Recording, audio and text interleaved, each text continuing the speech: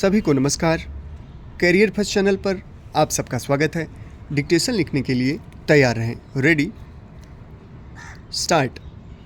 उपाध्यक्ष महोदय, वर्तमान वित्त अधिनियम सदन के सामने प्रस्तुत है।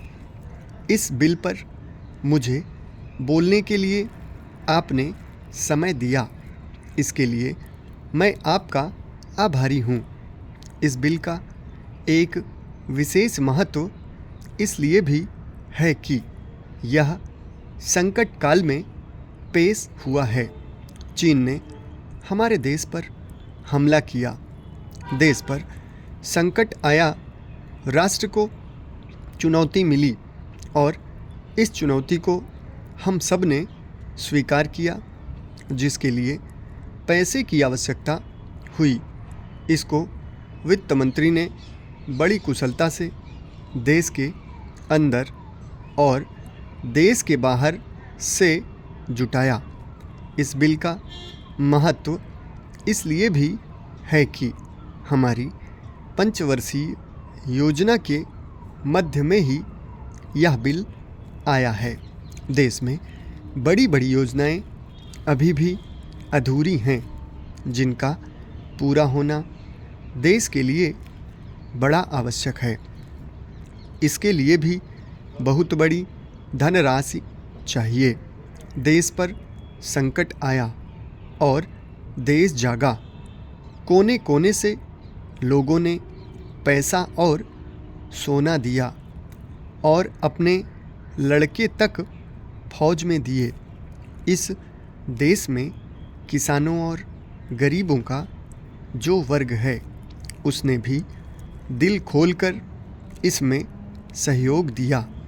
उसके बाद जो उन पर अधिक बोझ कर के रूप में पड़ रहा है या अनिवार्य बचत योजना के रूप में पड़ रहा है, उसको भी वे खुशी खुशी सहन करने को तैयार हैं। परंतु वे सरकार से भी कुछ चाहते हैं।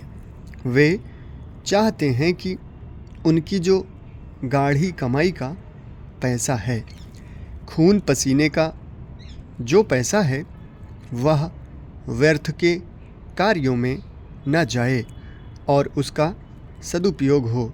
इसके अतिरिक्त उनकी कुछ अपनी दिक्कतें और परेशानियां हैं, जिनकी ओर सरकार का ध्यान चाहिए। इस आपातकाल के समय में तो उनको इन आए दिन की कठिनाइयों से राहत मिलनी चाहिए। ऋण लेने में और अन्य कार्यों में जो अड़चनें पड़ती हैं, वे दूर की जाएं। किसान भारत की रीढ़ हैं। अगर इनको सुविधाएं दी जाएंगी तो देश आगे बढ़ेगा।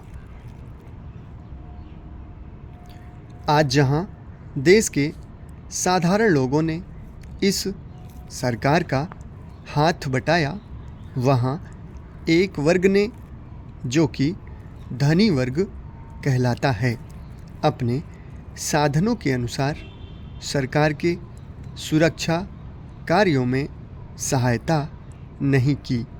मैं यह नहीं कहता कि उन्होंने बिल्कुल सहायता नहीं की, लेकिन अपनी स्थिति के अनुसार सहायता नहीं की। जहाँ तक योजनाओं का संबंध है, इस देश को समृद्धशाली बनाने के लिए योजनाओं पर काफ़ी काम हो रहा है। समाप्त। धन्यवाद।